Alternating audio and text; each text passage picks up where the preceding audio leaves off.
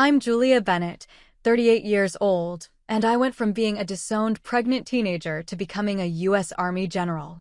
For years, I bent over backwards to please my parents, doing everything right, sacrificing friendships, even erasing myself to win their approval.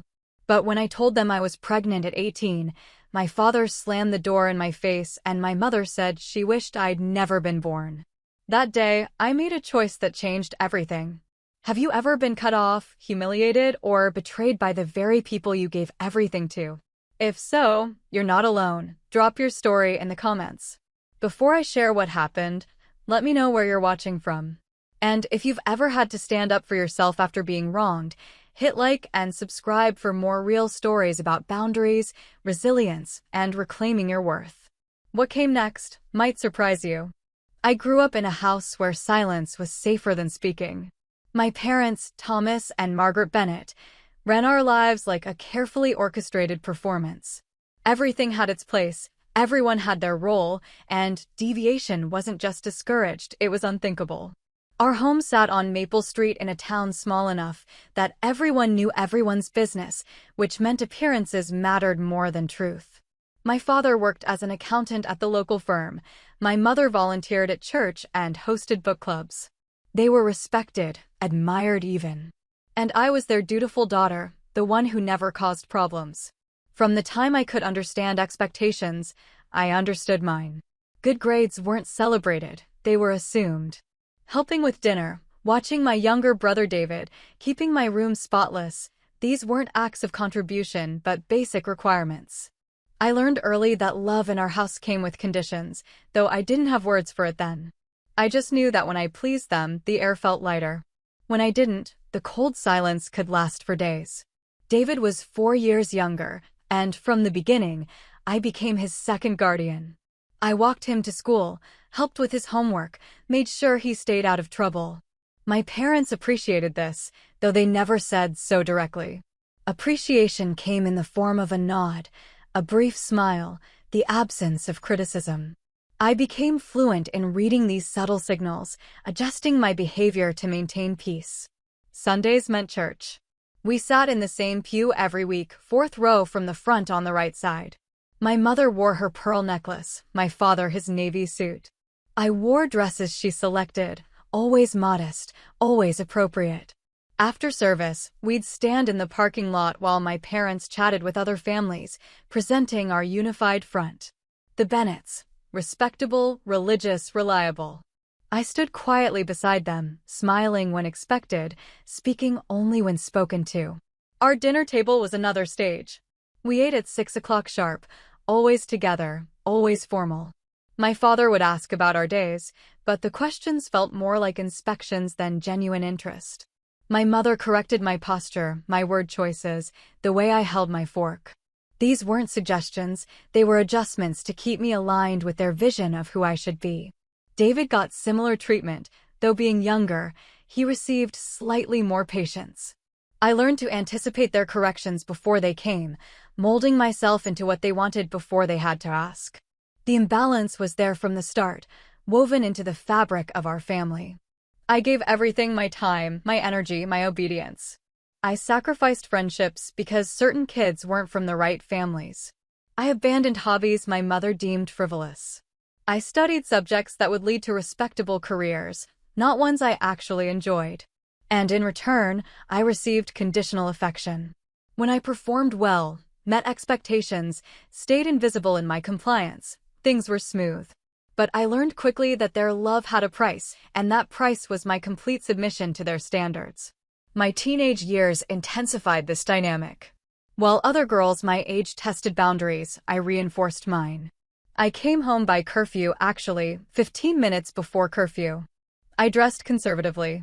I joined clubs my mother approved of: debate team, volunteer corps, student council. These activities looked good on college applications, which was what mattered. My parents had decided I would attend the state university, major in business or education, marry someone appropriate, and continue their legacy of respectability. I wanted to please them. That was the painful truth of it. Despite everything, I believed that if I just tried hard enough, if I was just good enough, I would finally earn the unconditional love I sensed other families had naturally. I watched my classmates' parents at school events, saw how they hugged their children without stiffness, how they laughed at their kids' jokes, how pride radiated from them without their children having to earn it first. I wanted that. So I kept trying. When I was 16, I won a regional science fair.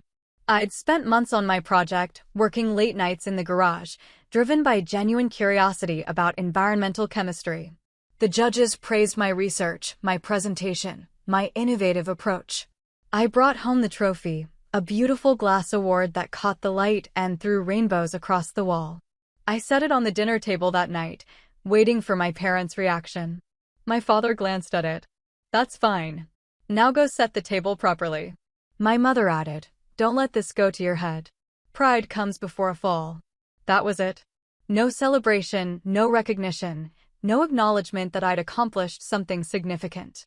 Just a reminder to stay humble, stay small, stay in my assigned place. I put the trophy in my room where it gathered dust, a symbol of effort that would never be enough. David noticed things I tried not to see.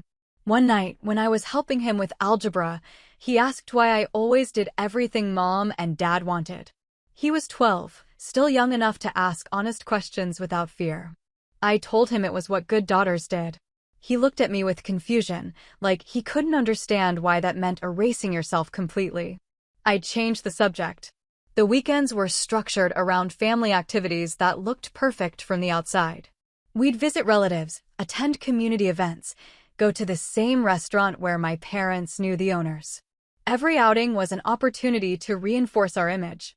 My mother would remind me before we left the house to smile, to be polite, to remember we represented the family. The pressure to perform was constant, exhausting. I learned to switch into public mode automatically, presenting the version of myself they'd crafted while burying everything else deeper. At school, I maintained high marks and stayed out of drama. Teachers liked me because I was responsible and quiet. I had friends, but kept them at arm's length, never bringing them home, never letting them see the reality behind our perfect facade. I was good at compartmentalizing by then, at keeping different parts of my life separate. It was the only way to survive the contradiction of being myself at school while being their creation at home. By 17, I'd perfected the art of invisible rebellion. I'd think my own thoughts, but never speak them.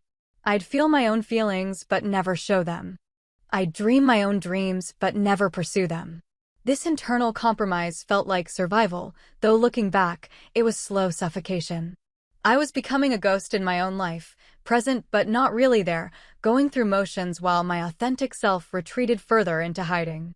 Then I met Ryan Clark, and everything I'd carefully constructed began to crack.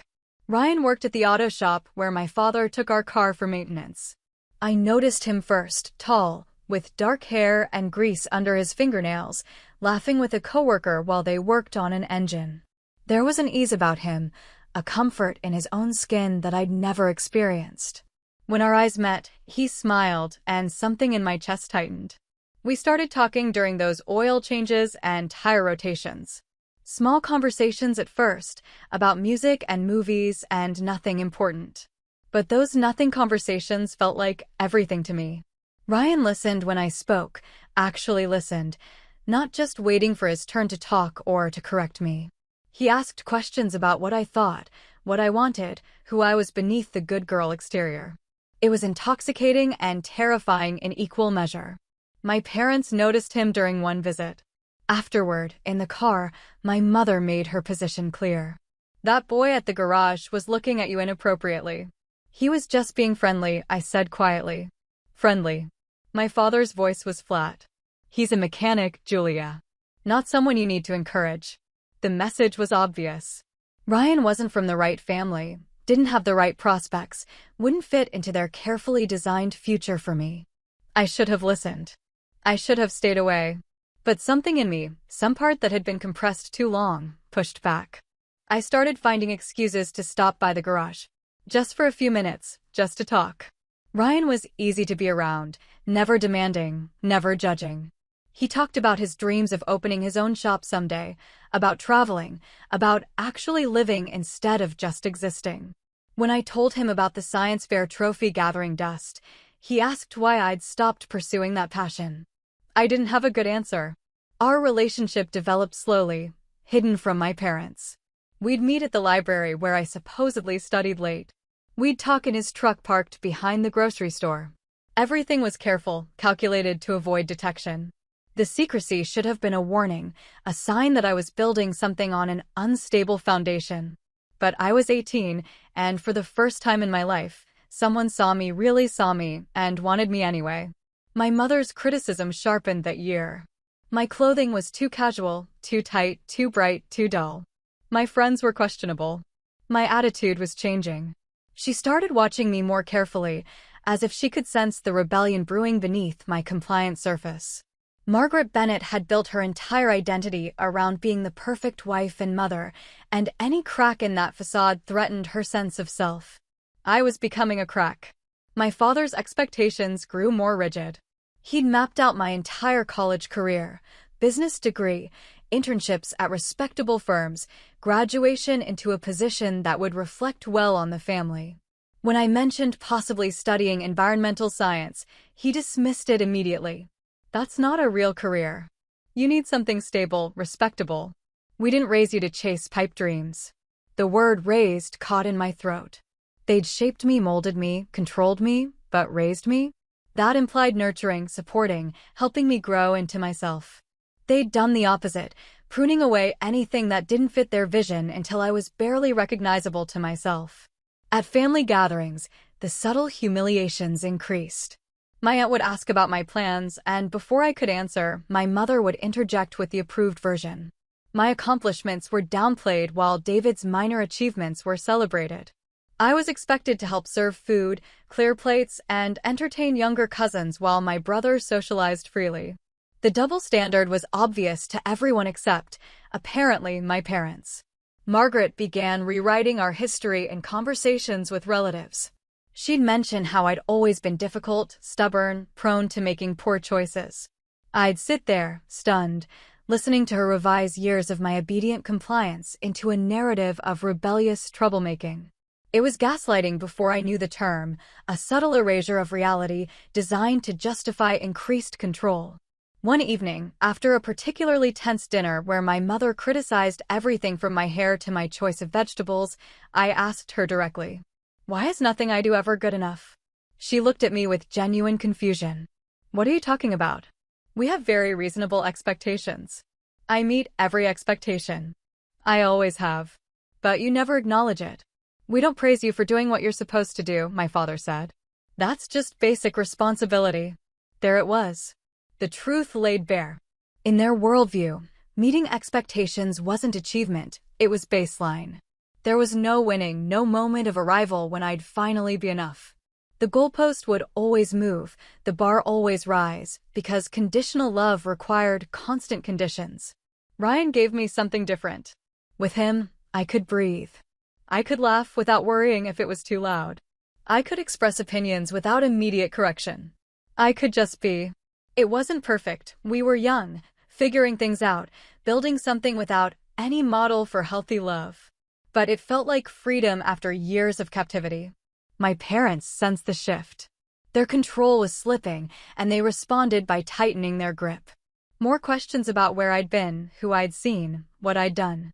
More rules, more restrictions, more consequences for infractions I didn't understand. The house became a surveillance state, with me as the perpetual suspect. I started planning my escape. College would be my exit, my chance to finally live on my own terms. Just one more year, I told myself. One more year of playing their game, and then I'd be free. It was a reasonable plan, a safe plan. But life had other ideas. I found out I was pregnant on a Tuesday in March. The test sat on the bathroom counter, 2 pink lines that changed everything. I was 18, 2 months from graduation, with college applications already submitted. My carefully constructed exit strategy shattered in an instant. For 3 days, I carried the secret alone. I'd wake up nauseous, force down breakfast while my mother commented on my pale complexion, then spend first period in the school bathroom trying not to vomit. Ryan noticed something was wrong, but I wasn't ready to tell him. I wasn't ready to tell anyone. I kept hoping I'd wake up and it would be a mistake, a false positive, a nightmare I could escape. But the test was accurate, and the reality was unavoidable. When I finally told Ryan, we sat in his truck behind the abandoned warehouse on the edge of town. He went quiet, staring out the windshield at nothing. Then he asked what I wanted to do. It was the right question, the respectful question, but I didn't have an answer. Everything I'd planned, every future I'd imagined, even the ones I'd dreamed in secret, none of them included this. We talked for hours. Ryan said he'd support whatever I decided. He wasn't ready to be a father, admitted it honestly, but he wouldn't run. We were young, scared, completely unprepared. But underneath the fear, I felt something else, a strange, unexpected determination. This baby was mine.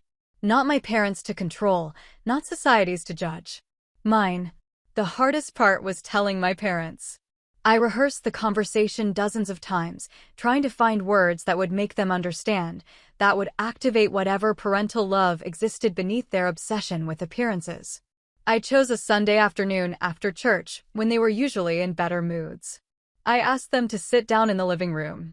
My father's face already showed irritation. I was disrupting the schedule. I told them directly, I'm pregnant. The silence that followed wasn't empty. It was heavy, suffocating, filled with everything they weren't saying. My mother's face went white, then red. My father stood up slowly, his hands clenched into fists at his sides. How far along? Margaret's voice was ice. 8 weeks. Who's the father? Ryan Clark. My father's laugh was bitter. The mechanic. Of course. We told you to stay away from him. I love him, I said, though I wasn't sure if that was true or just what I thought I should feel. Love. My mother spat the word like poison. You don't know anything about love. You've ruined your life. You've ruined our reputation. Everyone will know. Everyone will see what you've done. Not what happened, not this situation, what I'd done. As if pregnancy was something I'd done to them, a deliberate attack on their standing in the community. My father moved toward the door, opened it. Get out. I didn't understand at first. What? Get out of my house. You're not my daughter anymore. My mother stood, her face twisted with something between rage and disgust. You're dead to me, my father said. The words came out calm, final. Then my mother added, I wish we never had you. The floor dropped out from under me. I'd expected anger, disappointment, maybe even temporary rejection. But this was complete severance, immediate and absolute. No discussion of options, no offer of support, no moment of parental concern for my well-being. Just expulsion. You're kicking me out? My voice sounded distant, disconnected from my body. You made your choice. My father's face was stone. Now live with it. I looked at my mother, searching for any crack in her resolve, any hint of the woman who'd raised me. But Margaret Bennett had already rewritten the story. I wasn't her daughter anymore. I was a problem to be removed, a stain to be erased. David appeared at the top of the stairs, his face confused and frightened. What's happening? Go to your room, my father commanded without looking at him. I grabbed my jacket and purse, moving on autopilot. This couldn't be real. Parents didn't do this. Not over one mistake, not with this much speed and finality. But as I stepped onto the porch and heard the door slam behind me, lock clicking into place, reality crashed down. I stood there for several minutes, expecting the door to reopen, expecting someone to call me back. It didn't happen. Through the window, I could see my mother on the phone, probably already doing damage control with relatives and church friends. My father sat in his chair, reading the newspaper as if nothing significant had occurred. They'd removed me from their lives as easily as throwing out trash. The neighbors were watching. Mrs. Peterson across the street pretended to water plants that didn't need watering. Mr. Chen slowed his lawn mowing to observe. By tomorrow, the entire town would know. Julia Bennett, the perfect daughter, got herself pregnant and was thrown out. The shame would be cast on me alone, while my parents played the victims of a rebellious, ungrateful child. I walked to Ryan's apartment 3 miles away. He took one look at my face and pulled me inside. I told him what happened, the words coming out mechanical and flat. He held me while I sat there, not crying, not feeling anything except a vast, empty numbness where my family used to be. That night, lying on Ryan's couch, I stared at the ceiling and tried to process the betrayal. 18 years of obedience, sacrifice, and compliance, and they'd discarded me in minutes. Everything I'd given, all the ways I'd shaped myself to earn their love, meant nothing. I'd been so busy trying to be enough that I'd never realized I was never going to be. Their love wasn't conditional. It didn't exist at all. What existed was approval of my performance, and the moment I stopped performing to their standards, I ceased to matter. The cruelty wasn't just the rejection. It was how easy it was for them. No struggle, no torn loyalty, no painful decision. Just a clean cut, simple and surgical. After everything, I meant nothing to them. The first week alone was the hardest. Ryan let me stay in his apartment, a cramped one-bedroom above a laundromat. The sound of washing machines hummed through the floor at all hours. I'd lie awake at night, hand on my still flat stomach, trying to figure out how I'd gotten here. Everything I'd planned, college, career, escape, was gone. In its place was a blank, terrifying future. Ryan tried to help, but he was struggling too. At 20, he was barely supporting himself. Adding a pregnant girlfriend strained his resources and patience. We didn't fight, not exactly, but tension filled the small space. He'd come home from the garage exhausted, and I'd be there, still in the same clothes, having accomplished nothing all day except surviving. I needed a job. The pregnancy wasn't showing yet, which helped. I applied everywhere: retail stores, restaurants, offices. Most places didn't call back. The ones that did asked about my education, my experience, my references.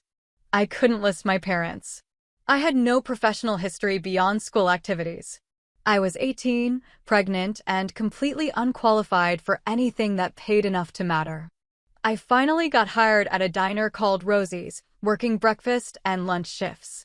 The pay was minimum wage, the work was exhausting, and the owner, Rosie herself, was a sharp-eyed woman who missed nothing. But she gave me a chance when no one else would, and I was grateful for it. The diner became my refuge. There was something soothing about the routine, taking orders, serving food, clearing tables, repeating. My feet ached by the end of shifts, and I smelled like grease and coffee, but it was honest work. No performance required, no image to maintain. Just show up, do the job, go home. Rosie figured out I was pregnant before I told her. One morning, I ran to the bathroom to throw up during the rush. When I came out, pale and shaking, she handed me crackers and ginger ale. Morning sickness, she said matter-of-factly. Take 5 minutes, then get back out there. That was it. No judgment, no prying questions, just practical acknowledgement and support. It was more than my own mother had offered. My parents' rejection rippled through the community. At the grocery store, women who'd known me since childhood looked through me like I was invisible. At the library, the clerk who'd always been friendly suddenly became cold and efficient. The town had chosen sides, and my parents' version of events, ungrateful, rebellious daughter who'd thrown away her future, was the one people believed. Only a few people reached out. My old debate coach, Mrs. Patterson, called to check on me. She didn't offer judgment or advice, just let me know someone cared. David tried calling once, but when my father found out, he disconnected the line and forbade further contact. My brother was 14, powerless against their control. I didn't blame him for his silence. Ryan and I lasted 3 more months. The strain of my pregnancy, his financial stress, and our fundamental unreadiness for parenthood eroded whatever connection we'd had. He wasn't cruel about it, he just couldn't handle it. One night, he told me he was moving to another state for a better job opportunity, and while I could come, he didn't think we should. It was honest, at least. He'd tried, and he couldn't do it. I watched him pack, feeling nothing. Another person leaving, another connection severed. After Ryan left, I moved into a studio apartment that cost too much and offered too little. 1 room, a bathroom, a kitchenette. The walls were thin enough to hear neighbors arguing, music playing, lives continuing around me while mine seemed suspended. I worked at the diner, came home exhausted, ate whatever was cheap, and tried not to think about the future. That's when I met Captain James Harris. He came into Rosie's every Tuesday and Thursday, always ordered the same thing, black coffee and wheat toast. He wore his uniform crisp and perfect, and he tipped well. We didn't talk beyond basic pleasantries for weeks. Then one morning, when the diner was slow, he asked me a question that changed everything. "You in school?" "Not anymore," I said, refilling his coffee. "Planning to go back?" I shrugged. "Can't really afford it now." He studied me for a moment. "You look like someone trying to figure out her next move." "I'm just trying to get through today." "That's a start," he said. "But eventually, you'll need more than just survival." Something in his tone made me stop, really look at him. He wasn't judging or pitying. He was assessing, the way someone might evaluate potential. "Have you ever considered the military?" he asked. I almost laughed. "No." "Why not?" "I'm pregnant." "Now, yes. But after?" "Military offers structure, training, education benefits, childcare support. It's not easy, but it's a real path forward." I mumbled something non-committal and moved to another table, but the seed was planted. The military. It seemed impossible, ridiculous even. But over the next few days, the idea grew. Structure appealed to me after months of chaos. Purpose, direction, a clear framework. I'd lived most of my life trying to meet other people's expectations. Maybe I could redirect that tendency towards something that would actually benefit me. Captain Harris became a regular presence. He'd ask about my plans, share information about different military branches, answer questions I was too embarrassed to ask officially. He never pushed, never made promises about easy solutions. He just offered information and let me decide. The clarity I gained during those months was painful but necessary. I looked back at my 18 years with my parents and saw the pattern clearly. I'd given everything: obedience, loyalty, sacrifice, love. I'd shaped myself into their image, suppressed my own desires, lived for their approval. And they'd taken it all as their due, never recognizing the cost, never reciprocating with genuine, unconditional love. The moment I failed to meet their standards, they discarded me without hesitation. That realization could have broken me. Instead, it hardened something inside. If I'd been strong enough to maintain that level of discipline for people who didn't deserve it, I could redirect that strength toward building something for myself. I couldn't change what my parents had done, but I could choose what I did next.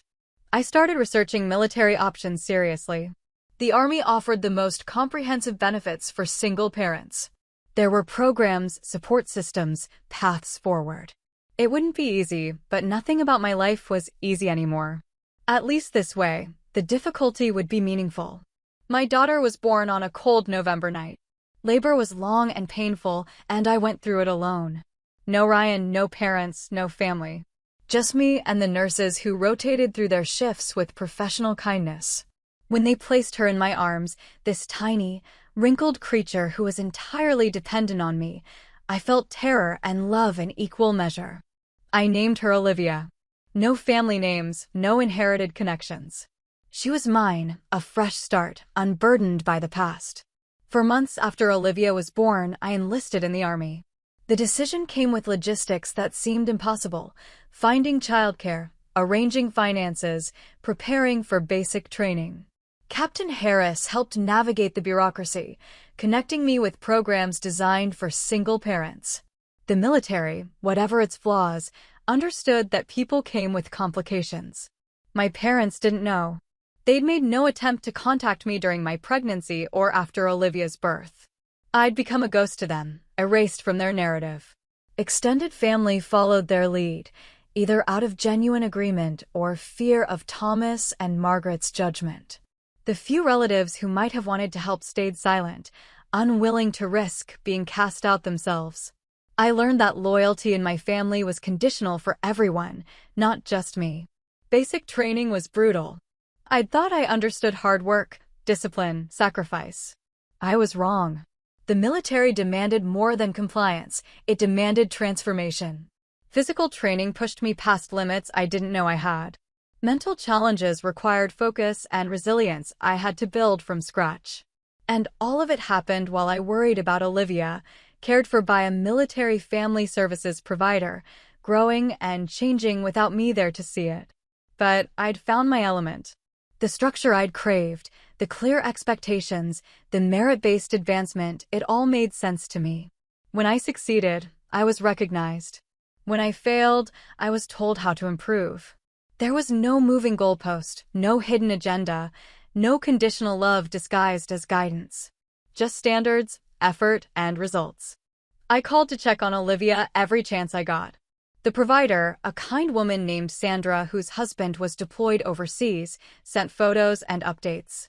Olivia was thriving, hitting milestones, developing into a person with her own personality. Missing those moments hurt, but I was building something for both of us. A future with stability, opportunity, security. The sacrifice had to be worth it. During rare quiet moments, I'd think about my parents. Did they wonder where I was? Did they ever regret their choice? Probably not. Thomas and Margaret Bennett had convinced themselves they'd done the right thing, the moral thing. Their daughter had failed them, brought shame on the family, and deserved consequences. They'd tell that story to anyone who'd listen, cementing their victim status while I became the cautionary tale. The estrangement was complete. No letters, no calls, no attempts at reconciliation. They'd made their choice, and I'd accepted it. More than accepted it, I'd used it as fuel. Every brutal training session, every moment of exhaustion and doubt, I channeled my anger and hurt into determination. They'd thrown me away, believing I'd fail, expecting me to become another small-town tragedy. I'd prove them wrong by succeeding beyond anything they'd imagined. Ryan's absence was different. He'd left out of weakness, not cruelty. He sent occasional checks in the first year, token amounts that barely helped but proved he hadn't completely abandoned his responsibility. Then the check stopped, and I assumed he'd moved on entirely. I didn't chase him. Olivia and I would be fine without him. Advanced training came next. I'd shown aptitude for leadership, for strategy, for the kind of clear-headed decision-making that served well in high-pressure situations. My instructors noticed. They started pushing me toward officer training, suggesting paths I'd never considered. The scared 18-year-old living above a laundromat seemed like a different person from a different life. I made friends in the military, real friends who knew my story and didn't judge. Women who'd overcome their own challenges, who understood the particular struggle of balancing service and motherhood. They shared resources, advice, encouragement. For the first time since my parents' rejection, I felt part of something larger than myself, connected to people who had my back without conditions attached. Olivia adapted better than I'd feared. Military childcare was structured but nurturing, and she bonded with other kids whose parents were serving. When I had leave, we'd spend every moment together. I'd read to her, play with her, try to compress weeks of parenting into days. It wasn't ideal, but it was what we had, and we made it work. My parents' lives, from what little I heard through the small-town gossip network, were changing too. My father's accounting firm lost major clients during an economic downturn. Their carefully maintained middle-class status slipped. Nothing dramatic, just a gradual decline in circumstances and social standing. The church they'd attended so faithfully had a scandal involving the pastor, and membership dwindled. The community image they'd protected so fiercely lost its power as the community itself changed. David reached out once, years later, through social media. He was 17, about to leave for college. His message was brief, apologetic, explaining he'd wanted to contact me sooner, but couldn't until he was old enough to defy our parents. We exchanged a few messages, but the connection felt strained. We were strangers connected only by shared DNA and a traumatic past. I wished him well and let the conversation fade. I didn't seek revenge against my parents. I didn't need to. My success was enough. Every promotion, every commendation, every achievement was proof that their judgment had been wrong. I'd built a life not despite their rejection but, in some ways, because of it. Their cruelty had forced me to develop strengths I might never have discovered otherwise. Years passed.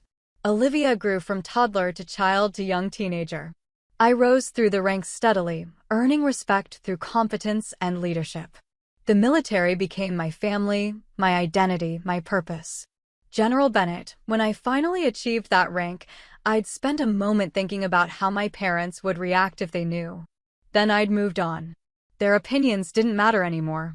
20 years after they'd slammed the door in my face, my parents stood at the gate of my estate. I watched them through the security monitor, these two elderly people who'd once held absolute power over my life now reduced to uncertain visitors. The guard's voice came through the speaker. "Ma'am, there are two people here asking to see you. They say they're your parents. Thomas and Margaret Bennett." I studied their faces on the screen. They'd aged. Thomas's hair was completely white, his posture stooped. Margaret looked smaller, diminished, her face lined with years of stress. They looked nervous, out of place, intimidated by the setting. The estate I'd purchased 3 years earlier sat on 10 acres outside the city, a modest mansion by some standards, but a world away from the middle-class home they'd raised me in. "Do you have an appointment?" the guard asked them, following protocol. Thomas shook his head. "No, we were hoping to speak with General Bennett. We're her parents." The title clearly shocked them. General Bennett. Not Julia, their disowned daughter, but General Bennett, a woman who'd built something significant from the ashes of their rejection. The guard looked at the monitor, waiting for my instruction. I could have turned them away. Would have been justified, even. 2 decades of silence, and now they appeared, wanting what? Reconciliation? Money? The satisfaction of seeing what I'd become? I pressed the intercom button. "Let them in. I'll meet them in the front room." Olivia appeared beside me, now 18 herself, preparing for college. She'd grown into a confident, intelligent young woman who knew her grandmother and grandfather only as cautionary tales. "You sure about this?" she asked. "No," I admitted. "But I need to hear what they want." I'd prepared for this possibility, though I'd never been certain it would happen.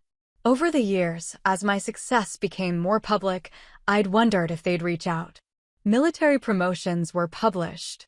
My name appeared in newspapers. If they'd looked, they could have found me. That they'd waited this long told me everything about their motivation.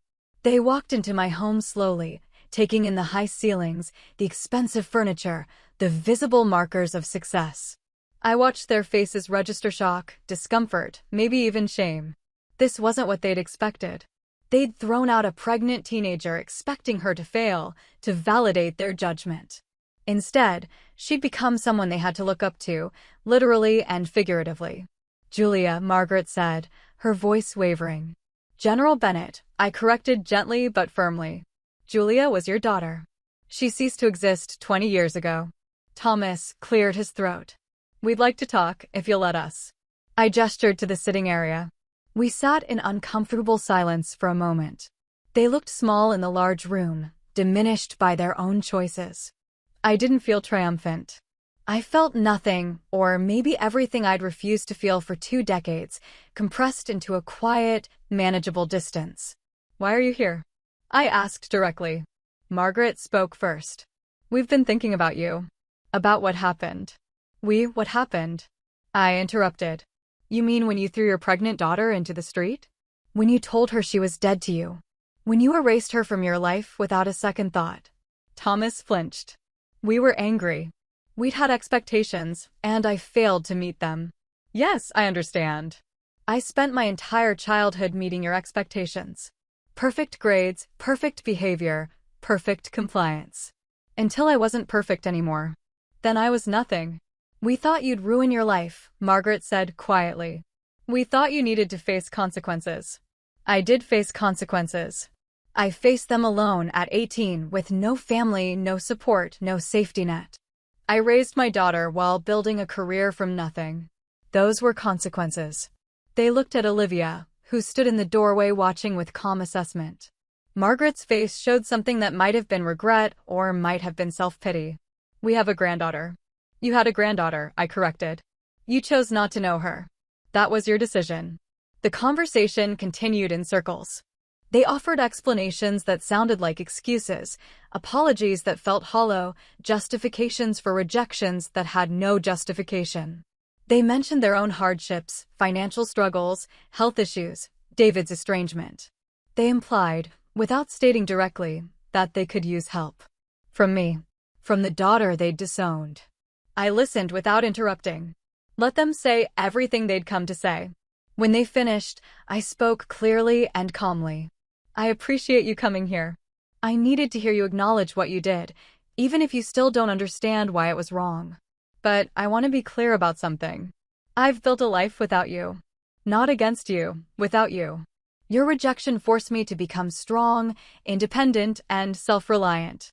I'm grateful for those qualities, even if I'm not grateful for how I acquired them. Thomas leaned forward. We'd like to be part of your life now. If you'll let us. Why? I asked simply. The question hung in the air. They looked at each other, and I saw the truth in their hesitation. They wanted back in, but not because they'd genuinely changed, not because they'd learned to love unconditionally. They wanted in because my success was impressive, because I had resources they needed, because being connected to General Bennett was better for their image than being estranged from her. Because you're our daughter, Margaret finally said. I was your daughter. You terminated that relationship. You can't just reinstate it because circumstances changed. So you're saying no? Thomas's voice held an edge of the old authority, the tone that once would have made me comply immediately. I'm saying I need to think about what, if anything, I'm willing to offer. But let me be absolutely clear about the terms. If there is any future contact between us, it will be on my conditions. Limited. Respectful. With firm boundaries that you will honor. We're your parents, Margaret protested. You deserve nothing, I said, my voice still calm but steel hard.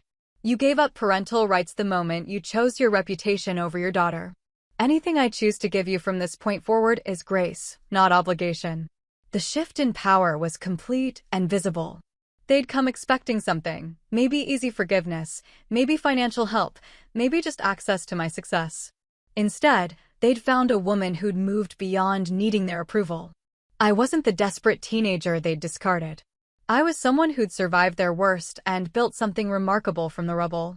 I stood, signaling the meeting's end. I have your contact information. If I decide limited communication is possible, I'll reach out. Until then, don't come here again unannounced. Thomas started to argue, but Margaret put her hand on his arm, stopping him. They'd lost the authority they once held, and some part of them recognized it. They stood slowly, looking around the room one last time, perhaps seeing the life they could have been part of if they'd made different choices. As they walked to the door, Margaret turned back. We did love you, Julia. We didn't know how to handle. You loved the version of me that obeyed. That's not the same as loving me. I opened the door. Goodbye. After they left, Olivia came and stood beside me. We watched their car disappear down the long driveway. How do you feel? She asked. I don't know yet. Maybe nothing. Maybe everything. They seemed desperate. They are. That's what happens when the world you built on appearances and control crumbles. You have nothing left. Do you think you'll see them again? I considered the question honestly. Maybe. On my terms, if at all. But they'll never be my parents again. That door closed a long time ago. Olivia hugged me, and I held my daughter close, grateful beyond words for her. She was the reason I'd survived that first terrible year. She was the purpose that kept me moving when everything seemed impossible. My parents had seen her as shame, as failure, as something to hide. I'd seen her as hope. The rest of that day felt strange, unsettled. I went through motions, work calls, reviewing documents, normal activities, but part of my mind stayed with the encounter.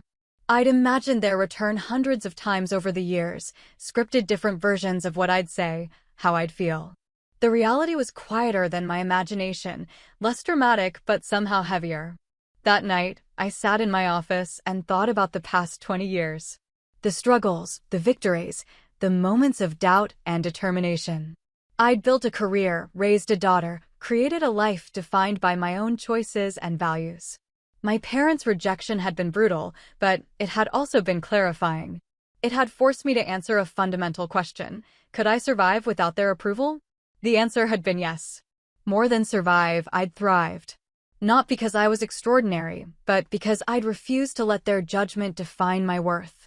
I'd redirected all that energy I'd spent seeking their approval toward building something real and meaningful. Every time I'd wanted to quit, every time the weight of single parenthood and military demands felt crushing, I'd remembered that they'd expected me to fail. That memory became fuel instead of poison. In the weeks following my parents' visit, I made a decision about future contact. I would allow limited, structured communication, brief phone calls on major holidays, supervised visits a few times a year if they proved they could respect boundaries. Not because they deserved it, but because I wanted to model for Olivia what healthy boundaries looked like. I wanted her to see that you could acknowledge shared history without allowing toxic people to cause harm. The first supervised visit happened 2 months later, at a neutral location, a restaurant where we could have a meal and conversation with a defined beginning and end. They arrived nervous, overdressed, trying too hard.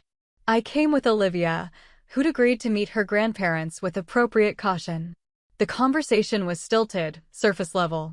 They asked about my career, and I gave brief, professional answers. They tried to bond with Olivia, who was polite but distant. When Thomas started offering unsolicited advice about my life choices, I stopped him immediately. We're not doing that. This relationship, if it exists at all, isn't about your approval or guidance. It's about basic, respectful connection. Nothing more. He bristled but backed down. Margaret looked sad, perhaps realizing the full extent of what they'd lost. Not just a daughter, but 2 decades of relationship, memories, connection. They'd missed my entire adult life, my struggles and triumphs, my daughter's childhood, everything that mattered. They'd chosen their pride and image over all of that, and now they had to live with the consequences. Over the following year, we settled into a pattern. Occasional, brief phone calls. 2 or 3 visits per year, always structured, always with clear time limits. They learned not to overstep, not to make demands, not to expect intimacy we didn't have. It wasn't reconciliation, not really. It was managed contact, carefully controlled to prevent harm while acknowledging our shared past. David reached out again during this time, now in his 30s with a family of his own. He'd maintained distance from our parents, dealing with his own trauma from growing up in their controlling household. We met for coffee, and the conversation was easier than I'd expected. He apologized for not standing up for me when I was expelled, though he'd been just a kid. I told him I'd never blamed him. They ruined our family, he said quietly. Their obsession with appearances, their conditional love, it destroyed everything. They revealed what was already there, I corrected. The dysfunction was always present. My pregnancy just made it visible. David asked about my life, genuinely interested, not just being polite. I told him about the military, about Olivia, about the path I'd built from nothing. He shared his own story of leaving home at 18, cutting contact for years, slowly rebuilding on his own terms. We'd both had to escape to survive. Do you think they've changed? He asked. No. They've just lost the power they once had. That's not the same as growth or understanding. They're older, weaker, more dependent. That's why they came back, not because they love me, but because they need me. And you're okay with that? I'm okay with reality. They're who they are. I can't change them, and I've stopped wanting to. I can only control my own responses, my own boundaries. My relationship with my parents never became warm. There was no tearful reunion, no heartfelt apologies that led to healing. They remained fundamentally the same people, concerned with appearances, uncomfortable with emotions, unable to acknowledge their failures honestly. But I'd changed. I no longer needed their validation or feared their rejection. I'd built my own foundation, and nothing they did or didn't do could shake it. Olivia watched all of this with intelligent observation. She asked thoughtful questions about forgiveness, boundaries, family obligation. I tried to answer honestly, showing her that relationships could be complex, that you could acknowledge family connections without sacrificing your own well-being, that love without respect was hollow. Do you regret letting them back in? She asked one day. No, but I also don't regret the boundaries I've kept. They're my parents biologically, but they're not my family in the way that matters. You're my family. The people I served with are my family. The friends who showed up when everything was falling apart, they're my family. Biology is just biology. She nodded, understanding. At 18, preparing for college herself, she was developing her own sense of what family meant. She'd grown up seeing my strength and independence, but also my willingness to show mercy within firm limits. I hoped I'd taught her to value herself, to set boundaries, to never accept conditional love as a substitute for the real thing.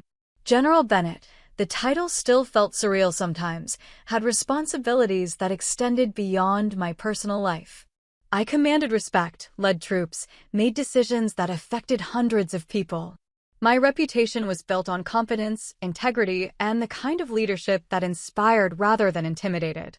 People under my command knew I was fair, demanding but supportive, clear about expectations while being invested in their success. The military had given me what my family never did, a meritocracy where performance mattered more than appearance, where loyalty was earned through actions rather than demanded through blood ties. I'd found purpose in service, in leading others, in building something larger than myself. The scared teenager who'd been thrown out of her parents' house had become a woman other people looked up to and trusted. My parents' declining years unfolded predictably. Health issues mounted, finances tightened, their world contracted. They'd alienated most of their social network through years of judgment and superiority. The few relatives who still maintained contact did so out of obligation rather than genuine affection. They'd built their lives on a foundation of appearances and control, and when those crumbled, nothing solid remained underneath. I helped them financially when necessary, not out of love, but out of basic human decency. I arranged for medical care, ensured they had adequate housing, covered expenses they couldn't manage. But I did it through lawyers and assistants, maintaining distance, never allowing them to mistake my practical support for emotional investment. They were elderly people who needed help. I had resources. That was the extent of it. Margaret called one Christmas, her voice weak and trembling, asking if we could visit. I agreed, bringing Olivia with me. Their home, a small apartment in a senior community, was neat but sparse, filled with echoes of the life they'd lost. Photos on the wall showed David and me as children, frozen in time before everything shattered. No photos of Olivia, no acknowledgement of the 2 decades they'd missed. The visit was brief and melancholy. Thomas, confined to a wheelchair after a stroke, looked at me with something that might have been pride or might have been regret. Margaret fussed over Olivia, trying to play the grandmother role 2 decades too late. Olivia was kind but not warm, present but not connected. As we prepared to leave, Margaret gripped my hand. "I'm sorry," she whispered. "For everything." It was the first direct apology she'd ever offered. I looked at her, this frail, elderly woman who'd once held such power over my life, and felt nothing but sad distance. "I know," I said simply, because she probably was sorry in her limited way. Sorry that things hadn't worked out as she'd planned. Sorry that her choices had consequences. Sorry that she'd lost something she'd thrown away. But not sorry in the way that mattered. Not the kind of sorry that came from genuine understanding of the harm she'd caused. We left shortly after. In the car, Olivia asked, "Do you think that apology meant anything?" "It meant something to her. That's enough." "Not to you." I made peace with their failure to love me properly years ago. An apology now doesn't change the past. It doesn't undo the harm or erase the years I spent building myself back up. It's just words. That sounds really sad. It is sad. But it's also reality. Some relationships can't be repaired, no matter how much time passes or how many apologies are offered. The damage goes too deep. Olivia was quiet for a moment. "I'm glad you're my mom. I'm glad you're my daughter." That was the truth that mattered. Not the family I'd been born into, but the family I'd created. Not the love I'd begged for as a child, but the love I'd built as an adult. My parents had given me life, but they'd also tried to define its limits. Breaking free from those limits had been the most painful and most necessary thing I'd ever done. Thomas died 2 years later. Heart failure, sudden and mostly peaceful. David called to tell me, his voice flat and exhausted. There would be a small funeral. Did I want to come? I did, more for David than for our father. Olivia decided not to attend. She'd never had a relationship with him and saw no point in performing grief she didn't feel. The funeral was sparsely attended. A handful of elderly neighbors, some distant relatives, David and his family, Margaret and me. The pastor gave a generic eulogy about a man he'd barely known. No one shared personal stories. There weren't many worth sharing. Afterward, Margaret looked at me with desperate eyes. "You'll still help me? Even with him gone?" "Yes," I said. "I'll make sure you're taken care of." "Why? After everything we did?" It was a good question. I'd asked myself the same thing many times. Because I'm not you. I don't abandon people, even when they've hurt me. But don't mistake this for forgiveness or reconciliation. It's just practical support for an elderly woman who needs help. She nodded, tears streaming down her face. Too little, too late. That was the theme of my parents' final years. Every attempt at connection, every expression of regret, came decades after it would have mattered. They'd spent their power when they had it, and now, powerless, they wanted mercy. I gave them basic care, but I couldn't give them absolution. That wasn't mine to grant. David and I grew closer in the years following our father's death. He understood the complex mixture of obligation and resentment, the way family ties could bind without providing warmth. We didn't dwell on the past, but we acknowledged it. We built a relationship as adults, separate from our shared childhood trauma. Margaret lived another 5 years, declining slowly in a care facility I paid for. I visited occasionally, always brief, always maintaining emotional distance. She'd ask about my life, and I'd share surface details. She'd try to offer advice or guidance, and I'd politely redirect. She never stopped trying to be the mother she thought she should have been, but she never became the mother I'd actually needed. When she died, I felt relief more than grief. Relief that the complicated dance of managed contact was over. Relief that I no longer had to navigate the tension between human decency and justified anger. Relief that the chapter was finally, completely closed. At her funeral, even smaller than Thomas's, I gave a brief eulogy. I spoke about her as she was flawed, controlling, concerned with appearances, but also human, struggling with her own limitations. I didn't sugarcoat or martyrize. I presented the truth plainly, respectfully. Some of the elderly attendees looked uncomfortable, but David nodded his approval. Honesty, even in death, mattered more than performance.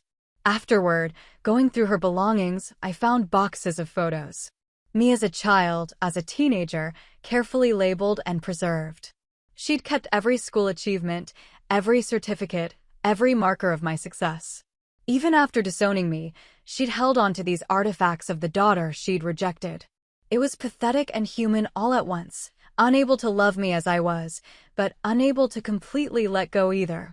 I kept a few photos for Olivia, gave some to David, donated the rest.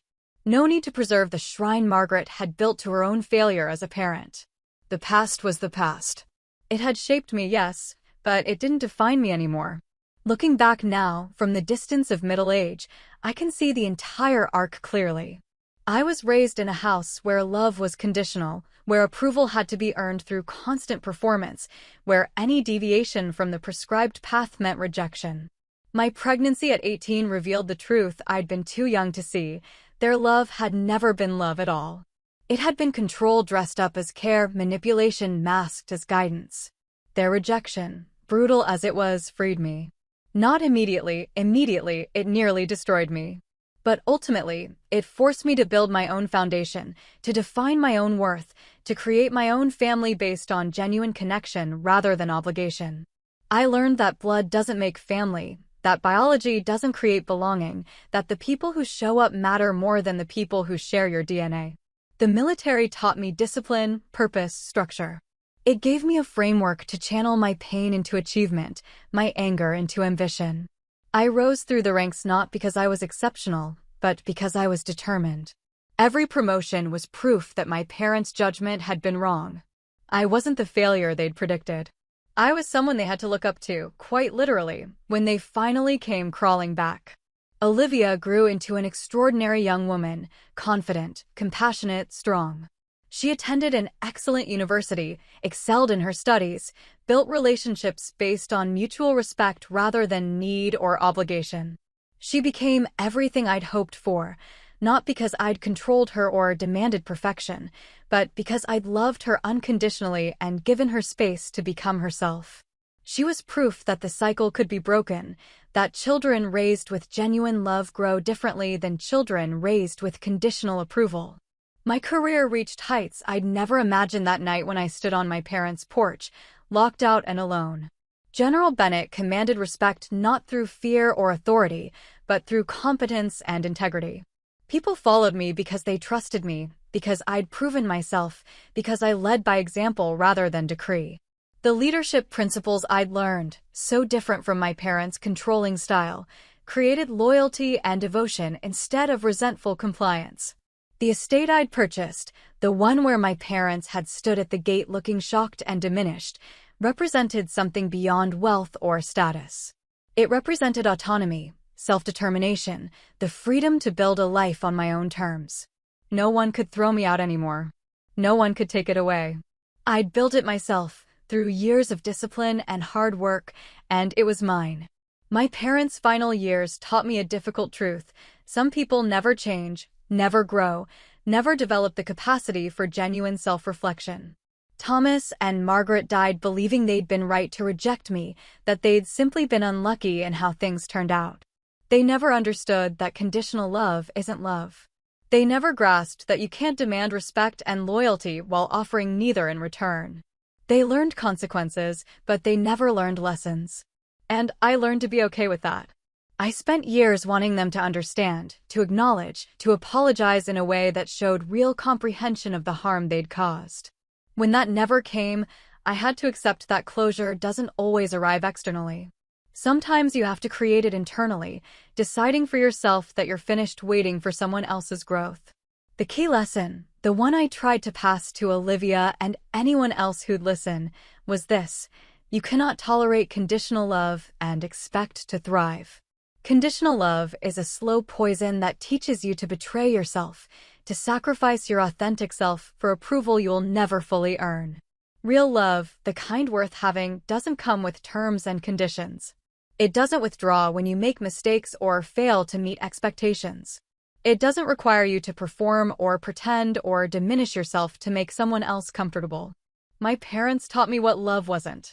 I had to learn what love actually was from others, from Olivia, from military comrades who had my back in crisis, from friends who showed up when I needed help, from mentors who invested in my success without requiring my submission. Real love builds up, supports, allows room for failure and growth. It doesn't demand perfection or punish humanity. Justice, I learned, isn't always dramatic or obvious. There was no moment of revenge, no scene where I publicly humiliated my parents or made them suffer as they'd made me suffer. Justice came quietly, in the form of a life well lived, success achieved despite their predictions, happiness claimed without their permission. They'd tried to write my story, to define my limits, to control my future. I'd rewritten the entire narrative. When they stood at my gate, speechless at the title, General Bennett, that was justice. When they saw the life I'd built, the daughter I'd raised, the respect I'd earned, that was justice. When they died knowing they'd thrown away something precious and irretrievable, that was justice. Not the violent, dramatic justice of revenge stories, but the quiet, profound justice of consequences meeting choices. Today, I stand in my office, looking at photos on the wall. Olivia at her college graduation, beaming with pride. My military unit, faces of people I'd served with and led. Friends from different phases of life. These are my family, chosen and earned rather than assigned by biology. These relationships, built on mutual respect and genuine care, matter more than any genetic connection ever could.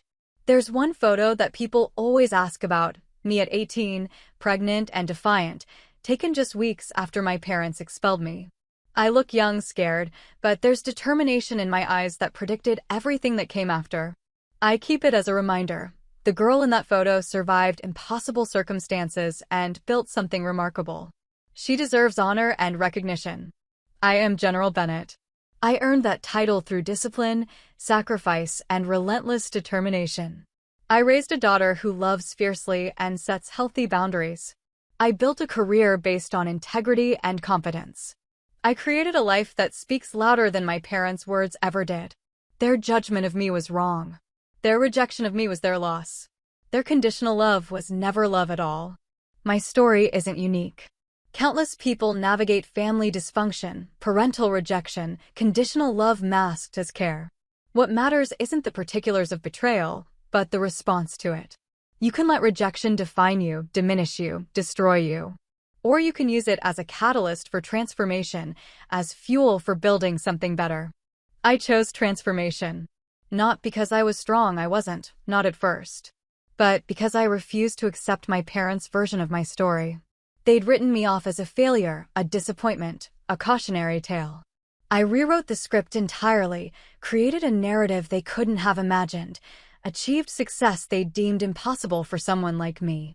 The lesson I want Olivia to carry forward, the one I share with anyone who'll listen, is simple but profound. You are not defined by how others treat you. You are defined by how you respond to that treatment.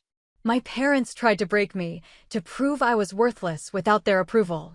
Instead, they freed me to discover my own worth, independent of their judgment. Boundaries are not cruelty. They are survival. When I maintained strict limits with my parents, people sometimes criticized me as cold or unforgiving.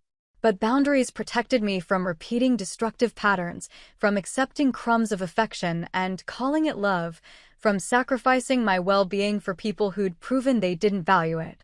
Boundaries allowed me to exist safely in proximity to people who'd caused me harm. Forgiveness is personal and optional. I never fully forgave my parents, and that's okay. Forgiveness isn't required for healing or peace. I found peace through acceptance, accepting what happened, accepting who they were, accepting that some relationships can't be repaired. That acceptance freed me more than forced forgiveness ever could have. Success is the best response to rejection. Not success driven by revenge or bitterness, but success built on self-worth, determination, and refusing to internalize someone else's limiting beliefs. Every achievement in my life was proof that my parents were wrong about me. I didn't succeed despite them, I succeeded despite them, and that made all the difference. As I approach the later stages of my career, preparing eventually to retire, I reflect on the full journey. From dutiful daughter to discarded teenager to single mother to General Bennett. From begging for conditional approval to defining my own worth. From accepting others' limitations on my potential to shattering every limit they'd tried to impose. It's been a long road, often brutal, sometimes beautiful, always mine. My parents are gone now, buried in plots I paid for, remembered by few. They lived small lives defined by fear and control, and they died having lost most of what they'd valued. They destroyed their relationship with both children, alienated extended family, squandered their social standing. They clung to appearances and lost substance, demanded respect and received indifference. I am not them. That's the core truth I hold. I am not cruel, not controlling, not conditional in my love. I am not small or fearful or obsessed with others' opinions. I built something different, something better, something real. I am General Bennett, yes, but more importantly, I am Olivia's mother. I am a leader people trust. I am a friend people value. I am a woman who survived being discarded and built something worth keeping. The guard's question that day, appointment for General Bennett, represents everything my parents failed to see. They looked at an 18-year-old pregnant girl and saw failure. They couldn't imagine she'd become someone who needed appointments, who commanded respect, who built an estate they'd one day stand outside of, speechless and diminished. Their failure of imagination matched their failure of love. I don't hate them anymore. Hate requires emotional investment, and they don't deserve mine. I feel a distant sadness for lives poorly lived, for potential wasted on protecting an image that never mattered, for love withheld that could have transformed everything. But mostly, I feel nothing. They are my parents biologically, but strangers emotionally. Their story ended. Mine continues. And that continuation, that forward movement, that building, that growing is the real victory. Not because I beat them or proved them wrong, though I did both. But because I refused to let their rejection become my identity. I am not the daughter who is disowned. I am General Bennett, mother of Olivia, leader, friend, survivor, builder. I am defined by what I created, not by what was done to me. That's the legacy I leave. You can survive impossible betrayal. You can thrive after devastating rejection. You can build a life so full and meaningful that the people who discarded you become footnotes in your story rather than the story itself. It requires strength, boundaries, determination, and the courage to define your own worth regardless of others' judgments. I am no longer the daughter who begged for approval at that dining room table, who sacrificed her authentic self for conditional acceptance. I am the woman who stood at the gate of her own estate, watched her parents realize who she'd become, and felt nothing but calm certainty. I am enough. I always was. They just couldn't see it, and their blindness was their tragedy, not mine. My life speaks louder than their words ever did. That's not revenge. That's justice. That's peace. That's victory. And it's mine. That's my story. I'm not asking for sympathy, I'm asking you to back yourself the way I finally did. If this resonated, like, subscribe, and share it with someone who needs a reminder that boundaries aren't cruelty, they're survival. Turn on notifications so you don't miss the next chapter. Questions for you. Have you ever been cut off or shamed by family for a life choice? What happened next? Where did you draw the first real boundary, and how did people react? If your parents showed up years later asking to reconnect, what terms would you set? What would you tell your 18-year-old self about love, loyalty, and self-respect? Do you believe limited contact can work after a deep betrayal, or is no contact the only path? What does justice look like for you? An apology, accountability, or simply living well? If you're in the thick of it right now, what's one step you can take this week to protect your peace?